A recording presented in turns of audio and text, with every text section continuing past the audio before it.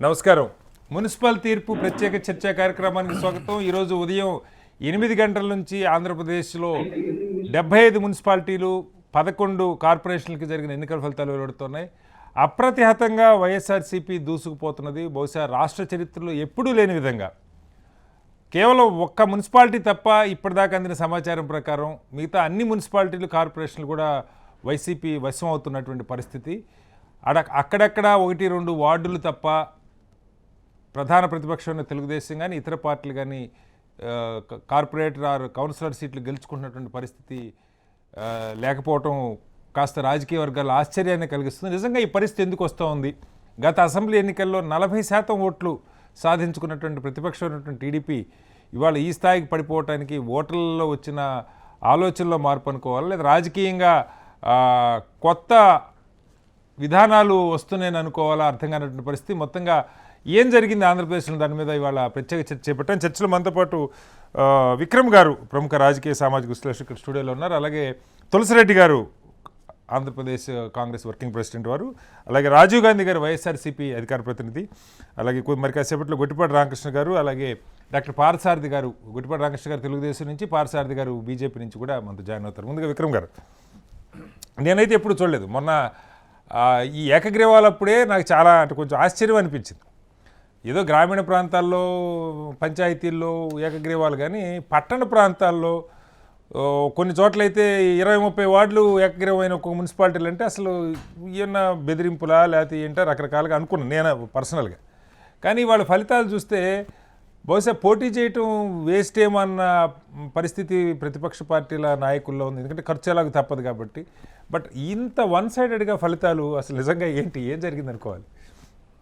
అంటే మీరు అన్నట్టుగా ఇది ఒక ల్యాండ్ స్లైడ్ విక్టరీ. గతంలో మనం ఎప్పుడు కూడా చూడలేం.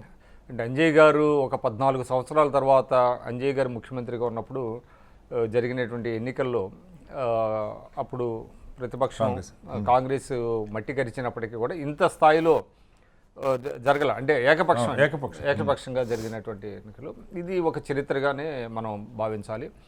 సో సరే, విశ్లేషణలో చూస్తే అనేక అంశాలు. అధికార పార్టీ దాదాపుగా అంటే 21 నెలలు మాత్రం అయింది కాబట్టి వాళ్ళకి 151 మంది ఎమ్మెల్యేలు ఉన్నారు. అదేవిధంగా తెలుగుదేశం చాలా ఘోరమైనటువంటి పరాజయం పొందిన తర్వాత కూడా వాళ్ళు ఏం చేశారు, చాలామంది స్తబ్దుగా అయిపోయిన చోట, కొంతమంది అసలు పూర్తిగా పార్టీని వదిలి వెళ్ళిన చోట్ల కూడా వీళ్ళు ఇన్ఛార్జీలుగా, అంటే నేను ముందు పార్టీ పరంగా చెప్పాను, ఇన్ఛార్జీలుగా నియమించడం, లేకపోతే వాళ్ళని అక్కడ నియోజకవర్గ స్థాయిలో కొంత పార్టీని రివైవ్ చేయడానికి అటువంటి ప్రయత్నాలు ఏమీ పెద్దగా జరిగినట్టుగా లేదు. ఏదో రాష్ట్ర కమిటీ వేశారు, తర్వాత పార్లమెంటరీ స్థాయిలో కమిటీలు వేసుకున్నారు. కానీ అసలు క్షేత్రస్థాయిలో పనిచేసేటువంటి నాయకుల్ని పిలిపించుకోవటం, మాట్లాడటం, ఇదంతా అదొక ఆస్పెక్ట్. అది సంస్థాగతంగా బలహీనత తెలుగుదేశంలో కనబడింది. అంటే మోరోవర్ ఏంటంటే మన అధికార పార్టీ చేస్తున్నటువంటి స్కీమ్స్ అన్ని వర్గాలకి ఏదో ఒక స్కీము వాళ్ళకి వెళ్ళటం, దానికి ఖచ్చితంగా చేయటం. అదేవిధంగా ఈ కోవిడ్ సమయంలో కూడా ఈ కరోనా టీకాలు అంటే టెస్టులు చేయటం కానివ్వండి, దాన్ని అరికట్టడంలో కొంత చర్యలు తీసుకోవటం కానివ్వండి, ఇవన్నీ కూడా కొంత ప్రభుత్వంకి అనుకూలత ఉన్నది. అదేవిధంగా నేను అనుకోవటం జగన్మోహన్ రెడ్డి గారులో అంటే పరిపాలనలో కొన్ని లోపాలు అన్నీ ఉన్నప్పటికీ, అనేక సమస్యలు ఉన్నప్పటికీ కూడా నాయకత్వం మీద ఒక విశ్వాసం, అంటే ఈయన ఏదైనా ఒక మాట ఇస్తే నిలబెట్టుకుంటాడు, చేస్తాడు అనేటువంటిది ప్రజల్లో ఉన్నది. అది ఎందుకంటే ఆయన నవరత్నాలని అంటే అది కంటిన్యూ అవుతుంది అనుకోవాలా? రాజశేఖర రెడ్డి గారికి కూడా పేరు ఉండేది, మాట అంటే దాని మీద ఉన్నదండి, అది ఉన్నది. ఆ బేరీజు వేసుకోవటం అంటే ఒక కన్సిస్టెన్సీ ఉండాలి. ఇవాళ ప్రతిపక్షాలకి ఆ కన్సిస్టెన్సీ లోపించడం, ఈయనకి అది ప్లస్ పాయింట్గా ఉండటం, అదేవిధంగా కొన్ని స్కీమ్స్ వెళ్ళటం, అదేవిధంగా ప్రతిపక్షం కూడా కొన్ని అంశాలని అది ఎక్కువగా అంటే ఉన్నదాన్ని అంటే వైఫల్యాన్ని ప్రశ్నించాలి, వైఫల్యాన్ని ప్రజల్లో తీసుకెళ్ళాలి, ప్రభుత్వానికి కొంచెం చేస్తే అది మంచిది ప్రజాస్వామ్యంలో. కానీ ఉన్న సమస్యలకి బ్లోప్ చేసి కొంత చేయటం, అది మీడియాలో ఎక్కువగా రావటం, ఇవన్నీ కూడా ప్రజలు ఏంటంటే ప్రజల్లో వ్యతిరేకత వస్తే ఆటోమేటిక్గా అది ఎవరు ఆపలేరండి. మనం ప్రచారం చేసినా చేయకపోయినా కూడా ఆపలేరు. అయితే ఉన్నదానికి వ్యతిరేకంగా ఇంకో ఎక్కువగా చేసినట్టుగా కనబడుతున్నది. అదేవిధంగా వాళ్ళు సంస్థాగతంగా బలోపేతం కాలేదు. తర్వాత ఓల్డ్ ఫ్యాషన్గానే ఇప్పుడు చాలామంది మీకు చూసినట్లయితే నేతలు చాలామంది వాళ్ళు స్తబ్దతగా ఉన్నారు. పదవులు అనుభవించిన వాళ్ళందరూ కూడా ఎక్కడ కూడా కనపడతలే. ఇవాళ కొద్దిగా మంది ఎవరో కొత్త వాళ్ళు రావడం, వాళ్ళు స్థాయిని మించి మాట్లాడటం. ఎందుకంటే ప్రతిపక్షంలో ఉన్నప్పుడు కూడా జగన్మోహన్ రెడ్డి గారిని బాగా విమర్శలు చేశారు, వ్యక్తిగతమైనటువంటి విమర్శలు. అది అసెంబ్లీలో కానివ్వండి, అక్కడ చాలా సందర్భాల్లో చేశారు. దాన్ని కొనసాగింపు చేయటం అనేటువంటిది జరుగుతూ ఉన్నది. సో ఇవన్నీ కూడా కాంట్రిబ్యూట్ చేసినట్టుగా మనకు కనపడాలి. అట్లా అని సమస్యలు లేవని కాదు, అనేక సమస్యలు ఉన్నాయి. ఆ సమస్యలకి పరిష్కారంగా ఇది వేసారా అని అంటే మళ్ళీ అది చెప్పలేము. ఇప్పుడు మున్సిపాలిటీల్లో కానివ్వండి, కార్పొరేషన్లో కానివ్వండి, ప్రజా సమస్యలు అనేకం ఉన్నాయి, అనేకం చేయాల్సినటువంటి అవసరం ఉంది. అవి ఇప్పుడు కొత్తగా ఎలక్ట్ అయినటువంటి బాడీస్ చేయగలుగుతాయా, ఆ నిధులు ఉన్నాయా లేదా అనేది పక్కన పెడితే, అసలు ప్రజా అభిప్రాయాన్ని పూర్తి స్థాయిలో ఆ సమస్యల్ని వ్యక్తీకరించారా, లేకపోతే పార్టీ పట్ల, నాయకుడి పట్ల అభిమానాన్ని చూపించారా అనేటువంటిది చూడాలి. అందులో ఇంకోటి ఏంటంటే, ప్రతిపక్షం చాలా బలహీనంగా ఉన్నది అనేది మనం ఒప్పుకోవాలి. ప్రతిపక్షం అనేటువంటిది వాళ్ళ రాష్ట్రంలో తెలుగుదేశం ప్రధాన ప్రతిపక్షంగా ఉన్నప్పటికీ చూసినట్లయితే మనం ఇంత అంటే ఒకటి విక్రమ్ గారు, అప్పుడు జనరల్గా పోయిన అసెంబ్లీ ఎలక్షన్ అయిపోయిన తర్వాత ఒక దశలో అసలు తెలుగుదేశం కనుమరుగైపోయే పరిస్థితి కూడా వచ్చిందన్న చర్చ కూడా జరిగింది. ఈ ఎమ్మెల్యేలని బీజేపీలోకి వెళ్ళిపోవడానికి ఒక ప్రయత్నం జరిగిందని, మొత్తానికి ఏదో ఆగినట్టుగా కనపడింది. ఒక 40% ఓట్లు వచ్చిన పార్టీ అసలు ఎమ్మెల్యేలు అటు వెళ్ళిపోతే ఇంకా పార్టీ ఉన్నట్టు కాదు మామూలుగా, ఆ పరిస్థితి నుంచి బయటపడింది అని అనుకున్నాం. వాస్తవంగా మీరు అన్నట్టు అసలు తెలుగుదేశం పుంజుకోవటం కష్టమేమో అనుకున్నప్పటికీ, ఎందుకంటే కేవలం 24 మంది ఎమ్మెల్యేలతో పార్టీ మనుగడ సాగించడం ఏ మేరకు సాధ్యం, అట్లాగే గతంలో ఎమ్మెల్యేలను ఇటువైపు నుంచి అటు తీసుకున్న పద్ధతిలో ఈసారి కూడా అట్లా వెళ్ళిపోతే ఏమవుద్ది, చంద్రబాబు గారి వయసు కానీ, లోకేష్ గారి నాయకత్వ పట్టం కానీ, ఇవన్నీ ప్రశ్నలు తలెత్తిన పరిస్థితి వాస్తవంగా. కానీ ఆ తర్వాత ఈ రాజధాని మార్పు, ఒక మూడు రాజధానులు, ఇట్లా కక్ష సాధింపు చర్యలు జరుగుతున్నాయి. ఈ కారణంగా మరి వాస్తవంగా బయట చూస్తున్న వాళ్ళకి తెలుగుదేశం బాగా పుంజుకున్నట్టుగా కనపడింది వాస్తవం. నేనైతే అదే అనుకున్నాను వాస్తవం. కానీ మరి వాళ్ళ ఫలితాలు ఇది కేవలం పత్రికల్లో హడావుడి అనుకోవాలా, వాస్తవంగా కింద ఏమీ లేదనుకోవాలి. ఎందుకంటే 40% ఓట్లు పడ్డ పార్టీ, ముఖ్యంగా పట్టణ ప్రాంతాల్లో, నగరాలు పట్టణ ప్రాంతాల్లో పెద్దగా సరే పథకాలు కొంతమందికి ఉన్నా, కొంతమందికి పెద్దగా పథకాలతో ప్రత్యక్షంగా సంబంధం, వైజాగ్ లాంటి సిటీలో, విజయవాడ లాంటి సిటీలో middle class, upper middle class ఉండే ప్రాంతాలు ఎక్కువ ఉంటాయి. కానీ అక్కడ కూడా అసలు ఏమి, ఇప్పుడు వైజాగ్ చూస్తే దాదాపు 2/3, విజయవాడ అదే పరిస్థితి. ఏంటి అంటే ఇక్కడ రెండు ఉన్నాయండి. ఇప్పుడు జగన్మోహన్ రెడ్డి గారు అసలు ప్రచారానికి వెళ్ళాం. ఆయన ఏం చేశాడు, ఎమ్మెల్యేలుకి పూర్తిగా స్వేచ్ఛ ఇచ్చారు అభ్యర్థుల ఎంపికలో కూడా. తెలుగుదేశం ఏంటంటే మొట్టమొదటి నుంచి కూడా అంటే పైనుంచి ఇంపోజ్ చేయడం. ఇప్పుడు కింద స్థాయి నుంచి వెళ్ళటం, ఎక్కడెక్కడ అభ్యర్థుల్ని సెలెక్ట్ అని ఏదో అంటూ ఉంటారు కదా, సెలెక్ట్ అండ్ ఎలక్ట్ అంటూ ఉంటారు. అట్లాగా లేకుండా కార్పొరేట్ అభ్యర్థుల్ని, కౌన్సిలర్ అభ్యర్థులను కూడా అధిష్టానమే చేయటం, వాళ్ళకి ఏదో పరిశీలకులను పెట్టడం, వాళ్ళు ఒక లిస్టులు ఇవ్వటం, ఇట్లా కాకుండా ఇవాళ వైసీపీ ఏంటంటే మేజర్ నేను అనుకోవటం, అక్కడ వాళ్ళకి ఫ్రీ హ్యాండ్ ఇచ్చేశారు, ఎమ్మెల్యేలకి ఫ్రీ హ్యాండ్ ఇచ్చేశారు, మీరే సెలెక్ట్ చేసుకోండి. అంటే మోస్ట్లీ 100% కాకపోవచ్చు కానీ 80 to 90% ఎమ్మెల్యేలకు ఫ్రీ హ్యాండ్ ఇచ్చారు. దాంతో వాళ్ళకి ఏంటంటే క్షేత్రస్థాయిలో ఎవరు బలంగా ఉంటారు, అదేవిధంగా ఒక సామాజిక న్యాయం చేయడం, ఇవన్నీ కూడా ఉన్నాయి. ఇవాళ మనం ఎంత కాదనుకున్నా విజయవాడ, గుంటూరు చూడండి, ఇద్దరు అభ్యర్థుల్ని ఒకే సామాజిక వర్గం వాళ్ళని తెలుగుదేశం చేశారు. అది ఎంతవరకు సమంజసం అనేది కూడా ఓటర్లో కొంత థింకింగ్ వస్తుంది కదా. అంటే మీరు అపోజిషన్లో ఉన్నప్పుడు ఇంకా ఎక్కువ సామాజిక న్యాయం చేయాలి, అధికారంలో ఉన్నప్పటికంటే కూడా, ఎందుకంటే మిగతా దూరమైనటువంటి వర్గం దగ్గర తీసుకోవటం. కానీ ఇక్కడ ఏం జరుగుతున్నది, దానికి కాంట్రరీగా జరిగింది. అదేవిధంగా సెలక్షన్స్ కూడా ఎక్కడో అనంతపురంలోనో లేకపోతే ఇంకో చోట ఒక ఎక్సెప్ట్ తాడిపత్రి కూడా ఎందుకు వాళ్ళు గెలుచుకోగలిగారంటే వాళ్ళు పూర్తి స్వేచ్ఛతో వాళ్ళ అభ్యర్థులను నిలుపుకోగలిగారు నాకున్న సమాచారం ప్రకారం. దివాకర్ రెడ్డి గారు వాళ్ళు చూసుకున్నారు, వాళ్ళ సొంత ఎన్నికగా చేసుకున్నారు. అటువంటి పరిస్థితి మిగతా చోట్ల తెలుగుదేశం అవకాశం ఇవ్వలేదు అభ్యర్థులకి. దాంతో ఎవరికి వాళ్ళకి ఏంటంటే మనకెందుకు అనేటువంటిది కూడా ఉన్నది. ఓకే ఎస్, అదే సార్, అంటే పథకాలు ఒక భాగం అనుకుంటే అలాగే 3 రాజధానులది వైజాగ్లో కూడా పెద్దగా గొప్పగా ఏమి, ఒక రాజధాని ఎగ్జిక్యూటివ్ క్యాపిటల్ అన్నారు, అది కూడా ఏం పెద్ద అక్కడ జరిగిన పరిస్థితి ఏం కాదు. వేరే విజయవాడలో ఎవరన్నా సరే సామాజిక వర్గాలు కాసేపు పక్కకి పెడదాం, సామాజిక అంశం ఖచ్చితంగా ఉంటుంది, రాజకీయాల్లో సామాజిక అంశం లేకుండా ఉండదు. కానీ ఇక్కడి నుంచి రాజధాని వెళ్ళిపోయింది, ఉదాహరణకు అమరావతి దాదాపు సంవత్సరం పైగా అక్కడ రైతులు ఏదో చేస్తూ ఉన్నారు, ఎంతో కొంత అది వాళ్ళ దానిలో తప్పులు ఇవన్నీ పక్కకు పెడితే, బట్ అన్యాయం అయితే జరిగింది, అనుకున్న మేరకు మేము ఆశించింది వేరు, జరుగుతుంది వేరు అన్న భావన అయితే వ్యక్తం చేస్తూ ఉన్నారు. అయినప్పటికీ విజయవాడ, గుంటూరు లాంటి చోట కూడా భూముల రేట్లు ఒక రకంగా తగ్గినాయి. అపార్ట్మెంట్ లాంటివి అసలు కొనుగోళ్ళు కూడా దాదాపుగా తగ్గిపోయినాయని చెప్తున్నారు. అంటే ఏదో గొప్ప డెవలప్మెంట్ వస్తుంది అనుకుంది, ఆగిపోయిందన్న భావన అయితే ఉంది. కానీ అది ఓటుగా ఎందుకు టర్న్ కాలేదు, ఏమై ఉండొచ్చు అంటారు? తెలుగుదేశం దానికి ఎన్కాష్ చేసుకోలేకపోయింది. అంతకుముందు నేను విజయవాడ వాస్తవండి, కాబట్టి నాకు కొంత అక్కడ ఏమైందంటే కృత్రిమంగా రేట్లు పెరిగిపోయినాయి. ఓకే, అంటే ఇప్పుడు ఉన్న ల్యాండ్లెస్ వాళ్ళు ఇంటి అద్దెలు పెరిగిపోయినాయి, రేట్లు పెరిగిపోయినాయి, అక్కడ జీవన వ్యయం బాగా పెరిగింది. అంటే రాజధాని రావడం వల్ల విజయవాడకి ఏం ఒరిగింది అంటే మెజారిటీ పీపుల్కి జీవన వ్యయం పెరిగింది. సరే, ఒక ప్రైడ్ ఉంటుంది, మన ప్రాంతంలో ఒక రాజధాని వస్తుంది కొంత అనేది.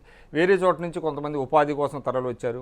అక్కడ చాలా విపరీతమైన కాస్ట్ ఆఫ్ లివింగ్ పెరిగింది తప్ప సామాన్య ప్రజలకి ఏం జరగల. అందువల్ల ఎప్పుడైతే మీకు క్యాపిటల్ అక్కడ రావట్లేదు అన్న తర్వాత మళ్ళీ నార్మల్సీకి వచ్చింది. Right sir. అందువల్ల నేను అనుకోవటం ఏంటంటే ప్రజల్లో కూడా క్యాపిటల్ పోయింది అనేటువంటి భావన పెద్దగా వాళ్ళని ఎక్కువ, అంటే మెజారిటీ పీపుల్ని ఎక్కడ బాధించినట్టుగా అయితే కనపడలేదు. ఓకే, ఒకసారి రాజీవ్ గాంధీ గారు నమస్కారం. నమస్కారం శ్రీనివాస్ గారు. రాజీవ్ గాంధీ గారు, ముందుగా అభినందనలు. ఒక ల్యాండ్ స్లైడ్ విక్టరీ ఆంధ్రప్రదేశ్లో తెచ్చుకోగలిగారు. ఏమై ఉండొచ్చు రాజీవ్ గాంధీ గారు? అంటే ప్రతిపక్షం, సరే మరీ మీరు ప్రతిపక్షం లేదు, తుడిచిపెట్టుకుపోయింది, ఎన్నికల్లో తుడిచిపెట్టుకుపోవచ్చు, కానీ పర్సంటేజ్ ఆఫ్ ఓట్ షేర్ ఉంటాయి ఎలాగూ. మొన్న అసెంబ్లీలో దాదాపు 40% మంది తెలుగుదేశంకి ఓట్లు వేశారు. అది అంటే ప్రధాన ప్రతిపక్షం గురించి మాట్లాడుతున్నా. కానీ ఎన్నికల్లో ఎక్కడా అసలు అది రిఫ్లెక్ట్ కాకపోవటాన్ని, అంటే ఒక రకంగా ఇది అధికార పక్షానికి కూడా అంత మంచిది కాదేమో. వన్ సైడెడ్గా ఉంటాం ఎప్పుడు కూడా, రకరకాల సమస్యలు వస్తాయి రాజకీయాల్లో. ఏంటి, ఎలా చూస్తున్నారు మీరు? ముందుగా మీ హెచ్ఎంటీవీ ప్రేక్షకులందరికీ కూడా నా నమస్కారాలు. అదే విధంగా ఆంధ్ర రాష్ట్ర వ్యాప్తంగా ఉన్నటువంటి ప్రజలు, అది పురపాలకులు ఏదైతే జరిగినాయో, మున్సిపాలిటీలు కానీ కార్పొరేషన్లు కానీ, ఈ రెండిట్లో కూడా గతంలో పంచాయతీలు చూసినా, అంతకుముందు అసెంబ్లీ పార్లమెంట్లు చూసినా, ఎలక్షన్ ఏదైనా సరే రిజల్ట్ సేమ్ గా ఇస్తూ ఒక చారిత్రాత్మకమైనటువంటి విజయాన్ని అందించినటువంటి ఆంధ్రప్రదేశ్ రాష్ట్ర ప్రజలందరికీ వైఎస్ఆర్ కాంగ్రెస్ పార్టీ రాష్ట్ర అధికార ప్రతినిధిగా మీ హెచ్ఎం టీవీ ఛానల్ ద్వారా నా హృదయపూర్వకమైనటువంటి కృతజ్ఞతాభివందనాలు తెలియజేస్తున్నాను శ్రీనివాస్ గారు, ముందుగా రాష్ట్ర ప్రజలందరికీ. ఇకపోతే ఇప్పుడు మీరు అడిగారు ఏంటి ఇంత ల్యాండ్ స్లైడెడ్ విక్టరీకి కారణం ఏంటి? కారణం one and only one reason, that is our leader YS Jaganmohan Reddy గారు. ఈ రాష్ట్రానికి నాయకుడిగా, మా పార్టీకి అధ్యక్షుడిగా, రాష్ట్ర ముఖ్యమంత్రిగా ప్రజలు ఇచ్చినటువంటి చారిత్రాత్మకమైనటువంటి 151 సీట్ల విజయంతో గడిచినటువంటి 20 నెలల కాలంలో మేము చేసినటువంటి ప్రజా పరిపాలన, మేము చేసినటువంటి సంక్షేమం, మేము చూపిస్తున్నటువంటి అభివృద్ధి, కరోనా కష్టకాలం ప్రజలకు మేము అండగా ఏ విధంగా నిలబడ్డాం, ఏ విధంగా మిగతా అన్ని కార్యక్రమాలు మేము చేసుకెళ్తున్నాం అన్న విషయంలో ప్రజలు మా పట్ల ఉంచినటువంటి విశ్వాసాన్ని మరొకసారి ఓటు ద్వారా విశ్వవ్యాప్తం చేశారు. ఇక్కడ ఒకే ఒక విషయాన్ని చెప్తున్నా, తెలుగుదేశం పార్టీ కానీ, జనసేన కానీ, బీజేపీ కానీ, వీళ్ళందరూ కూడా ఒకటే వీళ్ళందరి టార్గెట్ కూడా, వీళ్ళందరి గురి కూడా జగన్మోహన్ రెడ్డి గారు తప్పితే ఇంకొకటి కాదు. ఎప్పుడైనా ప్రతిపక్షాలంటే అధికార పక్షం టార్గెట్ అవుతుందండి, అది సహజమే కదా. లేదు, ఇక్కడ ఇంకో విషయం శ్రీనివాస్ గారు, ప్రతిపక్షాలన్నిటికీ అధికార పక్షం టార్గెట్ అవుతుంది, అది వాస్తవమే. కాకపోతే పెద్దలు మీరు గతంలో మేము ప్రతిపక్షంలో ఉన్నప్పుడు కూడా వీళ్ళందరికీ టార్గెట్ జగన్మోహన్ రెడ్డి గారే. అప్పుడు కాంగ్రెస్ కావనివ్వండి, అప్పుడు బీజేపీ, అప్పుడు టీడీపీ, ఎవరికైనా, అప్పుడు జనసేన, వాళ్ళందరికీ కూడా ఒకటే ప్రత్యర్థి, వన్ కామన్ ప్రత్యర్థి ఎవరు అంటే జగన్మోహన్ రెడ్డి గారు. సో కాబట్టి ఏంటంటే ఈ రోజు మేము ఎంత కష్టపడ్డామో దానికి ఒక ప్రతిఫలంగా, ఒక రిటర్న్ గిఫ్ట్ గా, ఒక ప్రతిబింబంగా ఈ రిజల్ట్ మేము చాలా ఆనందంగా యాక్సెప్ట్ చేస్తా ఉన్నాం. రెండో విషయం, ఇవి ఏదైతే గుంటూరు గాని, విజయవాడ గాని, మొన్న చంద్రబాబు అనకూడదు కానీ అంటే చంద్రబాబు నాయుడు గారి యొక్క నోటి దురుసుతనం కూడా ఒకంత ప్రజల్లోని పౌరుషాన్ని రెచ్చగొట్టిందనే చెప్పాలి. ఏం పోయి ఈయన విశాఖపట్నం పరిపాలనా రాజధాని అని చెప్పినప్పుడు అటు ఎక్కడెక్కడో మిగతా ప్రాంతంలో కూర్చుని విశాఖపట్నం సముద్రపు నీళ్ళ తప్ప దేనికి పనికిరాదు విశాఖపట్నం అన్నాడు ఈ పెద్ద మనిషి. మొన్న జీవీఎంసీ ఎలక్షన్ విశాఖపట్నం వచ్చి ఓట్లు అడుక్కున్నారు. అప్పుడే డిసైడ్ అయ్యారు ప్రజలు, ఎప్పుడైతే విశాఖపట్నాన్ని పరిపాలనా రాజధానిగా పనికిరాడన్న చంద్రబాబు నాయుడికి విశాఖపట్నం రాజకీయంగా ఆయన కానీ, ఆయన పార్టీ కానీ పనికిరాదని నిరూపించాలని డిసైడ్ అయ్యారు, రిజల్ట్ చూపించారు. అలాగే మీరు ఆ గుంటూరు ప్రాంతం, విజయవాడకు పోతే ప్రజల్ని, ఓటర్ని పట్టుకుని నీకు సిగ్గుందా, లజ్జుందా, పౌరుషం ఉందా అంటే గుంటూరు పౌరుషం ఏంటో రుచి చూపించారు, విజయవాడ పట్టుదల ఏంటో రుచి చూపించారు. కాబట్టి చంద్రబాబు నాయుడు గారు ఎక్కడైనా ఆయన రాజకీయ పందాన్ని మార్చుకుంటే ఏదన్నా అరాకొర అక్కడ ఒకటో రెండో ఓట్లు పడేటటువంటి పరిస్థితి ఉంటుంది తప్ప, లేకపోతే ప్రజల పౌరుషం ఏంటి, పట్టుదల ఏంటి చూపించారు. ఎప్పటికైనా వీళ్ళు చేసేటువంటి రాజకీయ పద్ధతులు మార్చుకుంటే వాళ్ళకి భవిష్యత్తు మనుగడ ఉంటారు తప్ప ఇంకొకటి కాదు. కానీ రెండోది మీ మీద మరింత బాధ్యత పెరుగుతుంది రాజీవ్ గాంధీ గారు. ఇంత 100% ల్యాండ్ స్లైడ్ విక్టరీ వచ్చినప్పుడు అంతే స్థాయిలో ఎక్స్పెక్టేషన్స్ కూడా ఉంటాయి మరి పట్టణ ప్రాంతాల్లో కూడా. నేను ఒకటే చెప్తున్నాను సార్, ఎవరో ఒక పెద్ద ఆయన చెప్పినటువంటి మాట నాకు గుర్తుంది, ఎక్కడో చదువుకున్నటువంటి మాట అది. మన తొలి గెలుపు గెలిచిన తర్వాత రెండో గెలుపు కోసం మరింత కష్టపడాలి, లేదు అంటే మొదటి గెలుపుని అదృష్టం అనేటువంటి ప్రమాదపు శక్తులు పొంచి ఉంటాయి మిత్రమా అని ఎక్కడో నేను చదివాను. కాబట్టి ఏంటంటే మా అసెంబ్లీ ఎలక్షన్స్ గెలిచాం, ఏమనంటే ఒక ఛాన్స్ అన్నారని కొంత దుష్ప్రచారం చేశారు. మరి ఈ రోజు చూస్తే మేము ఇంకా అద్భుతమైనటువంటి విక్టరీని చేసాం. అలాగే ఫస్ట్ టైం గెలిచినప్పుడు ఈవీఎంల మహిమ అన్నారు, మరి ఇప్పుడు బ్యాలెట్టే, మరి ఇప్పుడు ఎవరు మహిమ? కాబట్టి ఇది ఏంటంటే ఈ మహిమైనా ప్రతిభైనా ఏదైనా సరే జగన్మోహన్ రెడ్డి గారిదే. అదే విధంగా ఇక్కడ ఇంకొక విషయాన్ని నేను చెప్తాను సార్. ఇప్పుడు తెలుగుదేశం పార్టీ వారికి రాష్ట్రంలో 23 మంది శాసనసభ్యులు ఉన్నారు. ఉదాహరణకి మా విశాఖపట్నం లాంటి దగ్గర మాకు వాస్తవానికి తెలుగుదేశం పార్టీకే కొంత పట్టు ఎక్కువ ఉంది. ఎందుకంటే 2019 అంత ల్యాండ్ స్లైడ్ విక్టరీలో కూడా ఇక్కడ 4 ఎమ్మెల్యేలు గెలిచారు. ఇప్పుడు కూడా వైజాగ్ లో బాగానే వచ్చినాయి వాళ్ళకి, దాదాపు 30 కార్పొరేట్ వచ్చినాయి. వినండి సార్, అదే చెప్తా ఉన్నా. లేదు సార్, అదే చెప్తా ఉన్నా, ఒక మాట అదే చెప్తా ఉన్నా. మా ఎంపీ గారు కూడా ఒక 6000 మెజార్టీతో మేము గెలవడం జరిగింది. అయితే అప్పుడు మాకు 4 శాసనసభ్యులు అంటే దాదాపు 56 నుంచి 60 డివిజన్లు ఈ 4 నియోజకవర్గాల పరిధిలో ఉంటాయండి. ఒక్కొక్క నియోజకవర్గంలో 14 వార్డులు.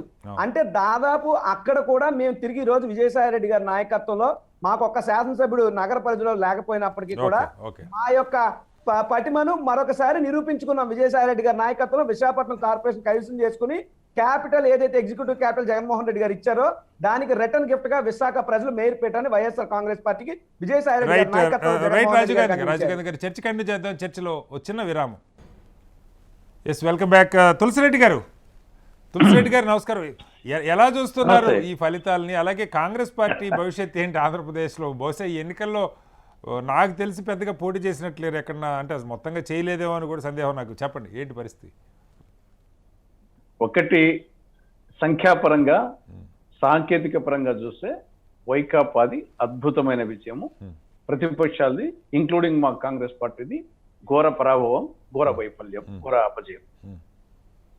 కానీ మరి అధికార పార్టీ పట్ల ప్రజల్లో వ్యతిరేకత లేదా అంటే ఖచ్చితంగా ఉంది. మనము అనేక విధాలుగా ఉంది. ఒకటి, ధరలు వచ్చేసి నిత్యావసర వంట నూనెలు కానీ, పప్పు దినుసులు కానీ, పెట్రోలు, డీజిల్, వంట గ్యాసు, మిగతా ఇసుక, సిమెంట్, ఇవన్నీ ధరల ప్రభావము పూర్తిగా వ్యతిరేకత ఉంది. రెండవది, రాష్ట్రంలో శాంతి భద్రతల పరిస్థితి బాగోలేదనేది అది వ్యతిరేకంగా ఉంది.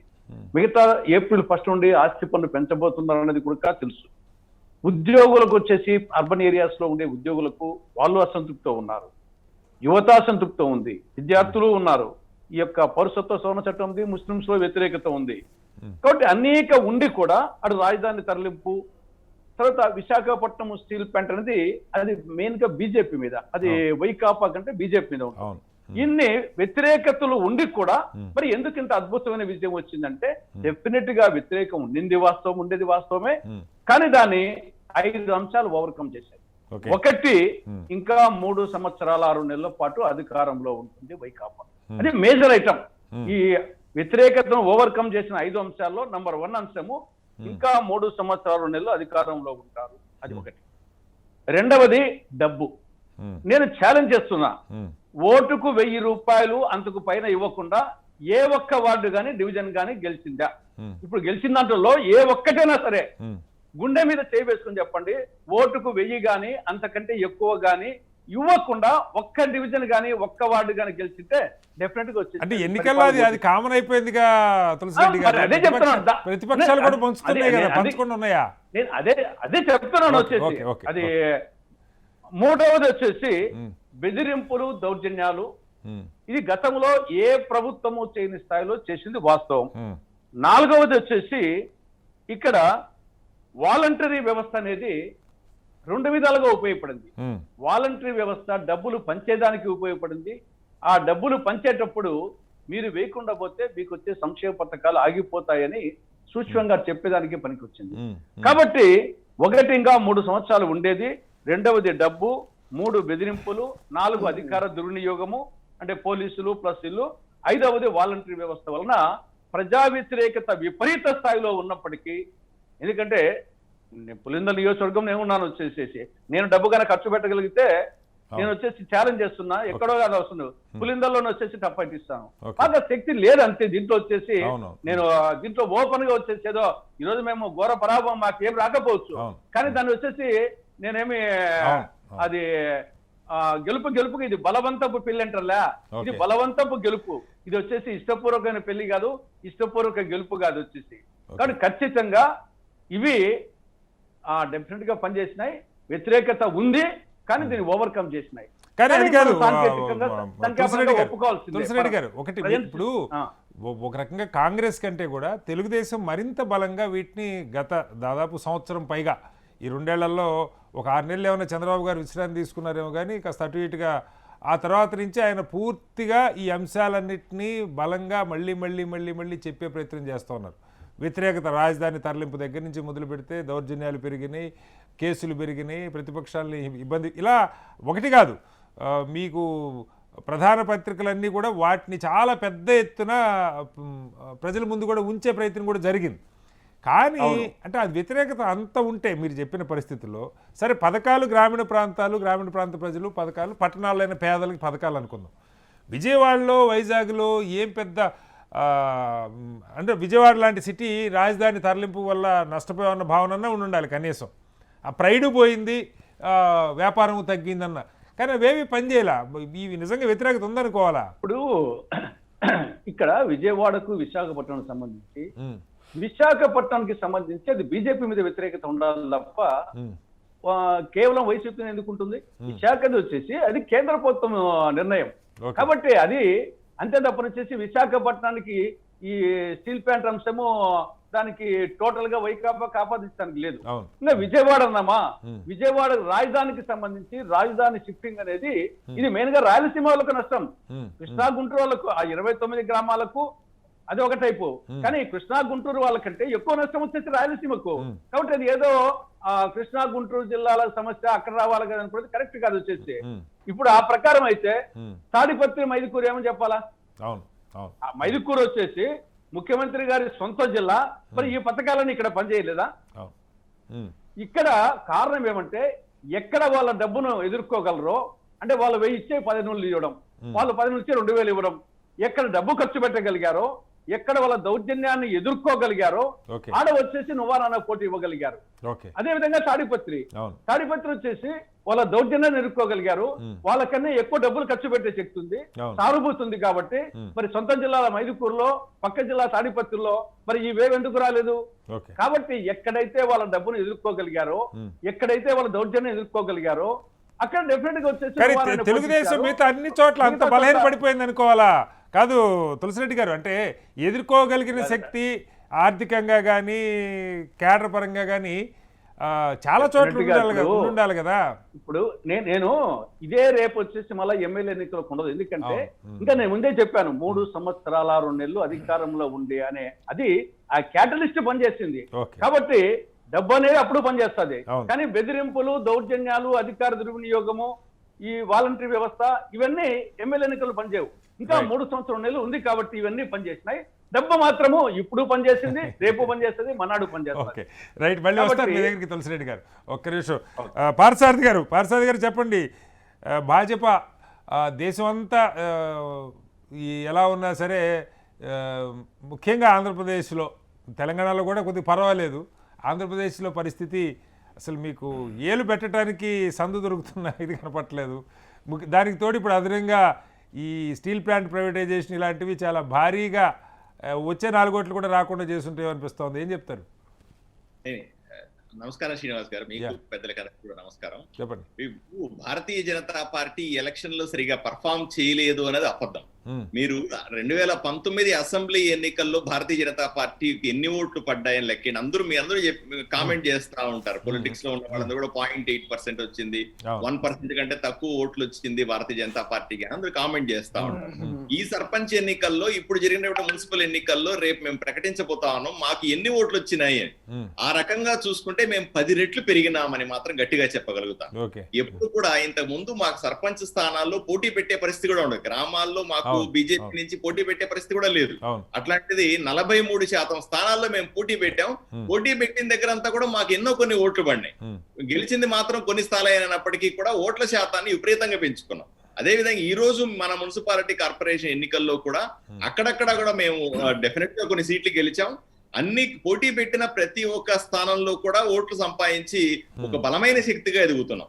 ఈ రోజు జనసేన, భారతీయ జనతా పార్టీ కూటమి రాబోయే రోజుల్లో ఒక తృతీయ శక్తిగా ఎదగడానికి అన్ని రకాల ఏర్పాట్లు మేము జరుగుతున్నాయి. దాన్ని తక్కువగా అంచనా వేయడానికి ఏమాత్రం లేదు. ఎందుకంటే గెలిచిన నెంబర్ల ప్రకారంగా మీరు చూసి గెలిచారా ఓడలేరా అని దృష్టిలో పెట్టుకొని మీరు బాగా చేస్తున్నారు, బాగా చేయలేదు అని అంచనాకు రావచ్చు. కానీ బట్ ఈ రోజు వైఎస్ఆర్సీపీ గెలిచింది సొంతగా గెలిచిన ప్రజాబలంతో గెలిచింది కాదు, ప్రజల ద్వారా ఓట్లే. నేను ఇదే విషయాన్ని వైఎస్ఆర్సీపీకి అన్వయించామనుకోండి, 2019 అసెంబ్లీ ఎన్నికల్లో వైఎస్ఆర్సీపీకి మొత్తంగా పడిన ఓట్లన్నీ ఇప్పుడు సర్పంచ్ ఎన్నికల్లో, ఇప్పుడు మున్సిపల్ కార్పొరేషన్ ఎన్నికల్లో ఎన్ని ఓట్లు పడ్డాయని చేస్తే డెఫినెట్ గా తక్కువ ఉంటుంది. ఇది స్పష్టంగా చెప్పేది అంటే ప్రజా వ్యతిరేక ఓటు ఉంది.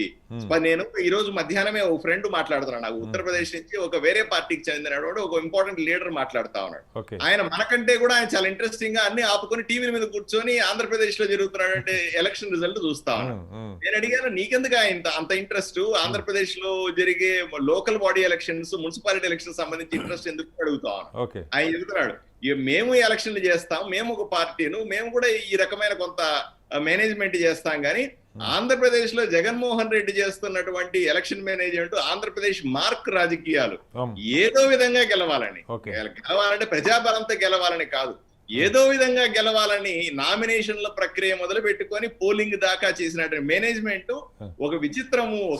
మీరు నేర్చుకోబోతున్నారు అయితే జగన్మోహన్ రెడ్డి గారి దగ్గర నుంచి నేర్చుకోబోతున్నారు. ఇంకెవరు నేర్చుకోవాల్సి ఉంటే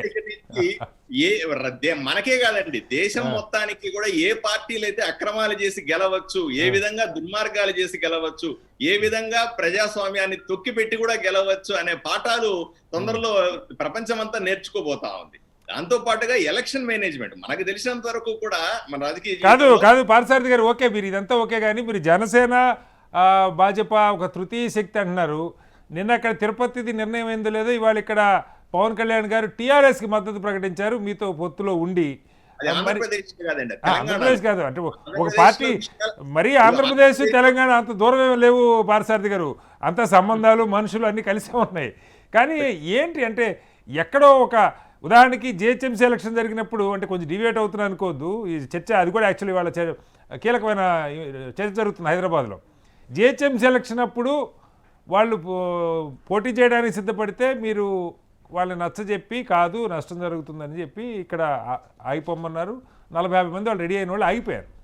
అప్పుడు వచ్చిన చర్చ ఏంటంటే తిరుపతి పార్లమెంట్కి జనసేనకి మద్దతు ఇస్తారని ఒక చర్చ జరిగింది. కానీ వాళ్ళు అక్కడా లేకుండా అయిపోయిన పరిస్థితి. సహజంగానే ఇది ఒక పార్టీ మీద, ఒక ప్రాంతీయ పార్టీ, ఒక బలమైన నాయకుడు ఉన్నటువంటి పార్టీ మీద చాలా కొంత ఎక్స్పెక్టేషన్స్ ఉంటాయి, క్యాడర్ చేరతారు. ఎక్కడా పోటీ చేసే అవకాశం పోతే ఇక పార్టీ ఎందుకన్న ప్రశ్న పార్టీ లోపలే వస్తుంది కదా, దాని ప్రభావం మీ మీద కూడా ఉంటుంది కదా. ఇప్పుడు తెలంగాణ ఎన్నికల్లో జిహెచ్ఎంసీ ఎన్నికల సందర్భంగా జరిగింది ఏమిటి అని 4 డోర్స్ మధ్య జరిగిందా అని ఒక్కొరు ఒక రకంగా చెప్పుకోవచ్చు, దాని గురించి పెద్ద ఇష్యూ కాదు.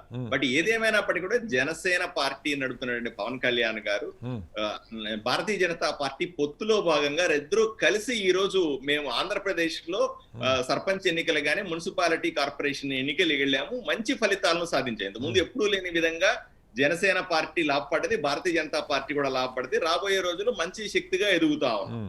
ఇక తిరుపతిలో తెలంగాణలో ఆయనకి ఏదో అవమానం జరిగిందని ఆయన ఇంకొక పార్టీ ఇంట్లో ఉన్నటువంటి అభ్యర్థికి మద్దతు ఇస్తున్నట్టు వస్తున్నటువంటి వార్తలన్నింటిలో కూడా నిజంగా మనం దాన్ని ఆ పార్టీ అంచనా వేసుకోవాల్సింది. ఒక రాష్ట్రంలో భారతీయ జనతా పార్టీతో పోతూ ఇంకో రాష్ట్రంలో భారతీయ జనతా పార్టీని విభేదిస్తూ ఉండడాన్ని ఆ పార్టీ సొంతంగా అంచనా వేసుకోవాలి తప్ప మేము దాన్ని అంచనా వేయాల్సిన అవసరం కూడా ఏమీ లేదు. ఎందుకంటే ఇక్కడ మాకు పోతుంది, అది స్వతంత్రంగా నిర్ణయాలు తీసుకోగలిగిన పార్టీ.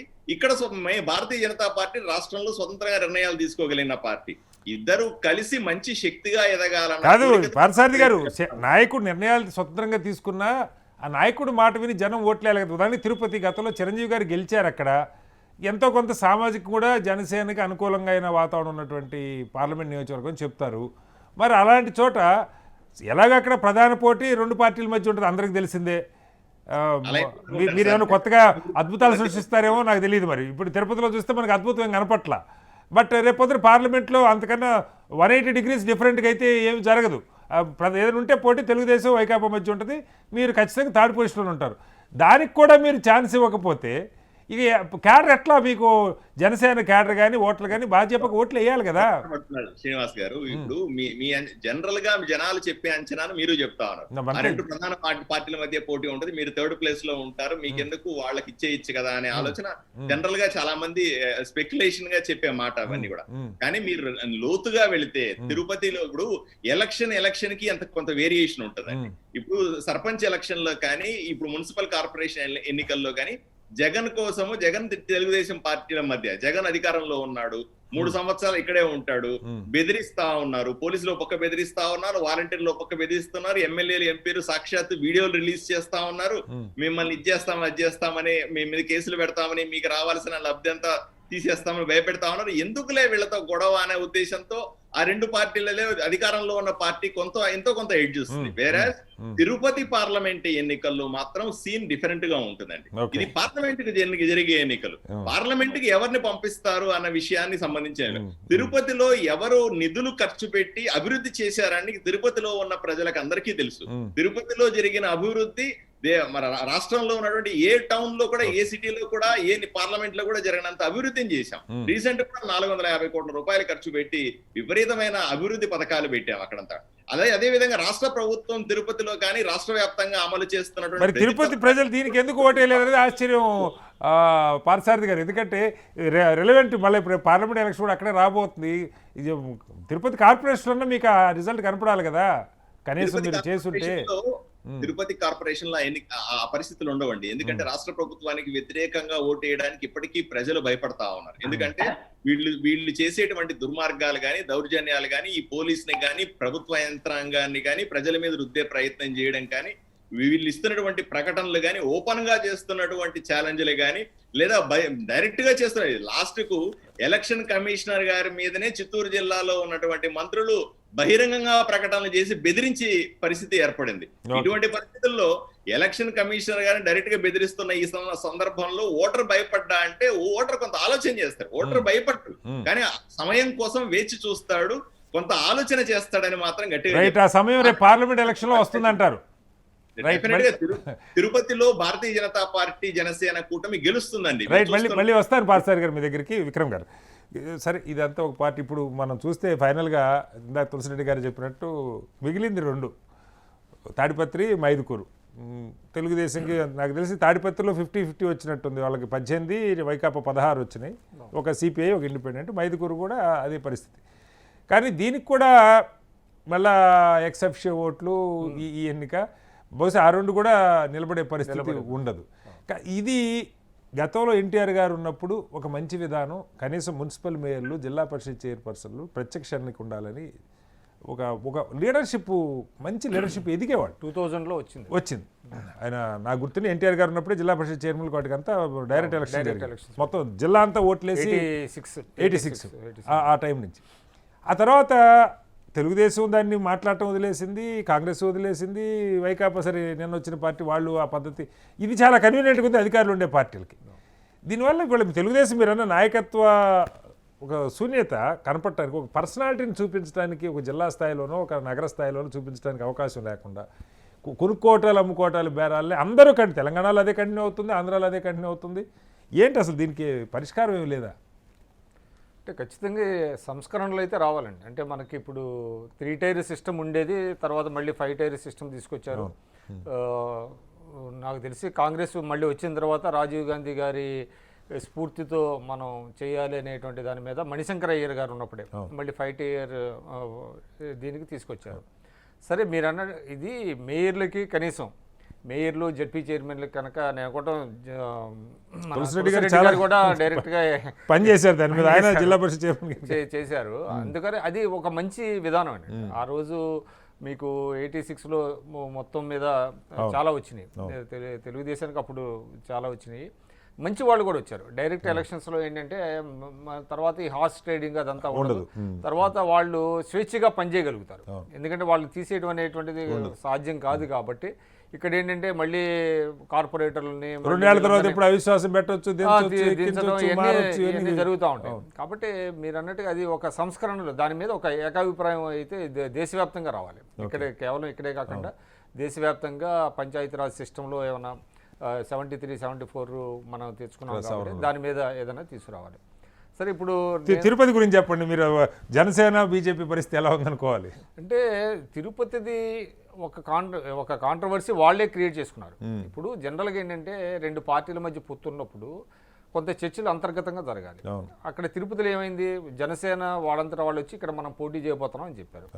తర్వాత సోము వీర్రాజు గారు ఎవరో వచ్చి లేదు మన క్యాండిడేటే ఉంటారు అని చెప్పారు. అంటే దాన్ని బట్టి వాళ్ళ పార్టీల మధ్య సరైనటువంటి ఒక కోఆర్డినేషన్, ఒక సమన్వయం. ఇప్పుడు ఎలక్షన్లకి 2 పార్టీలు పొత్తులో ఉన్నప్పుడు నాకు తెలిసి ఏంటంటే ఆ పార్టీ నుంచి కొందరు, ఈ పార్టీ నుంచి కొందరు నిరంతరం చర్చలు జరుపుతూ ఉంటారు.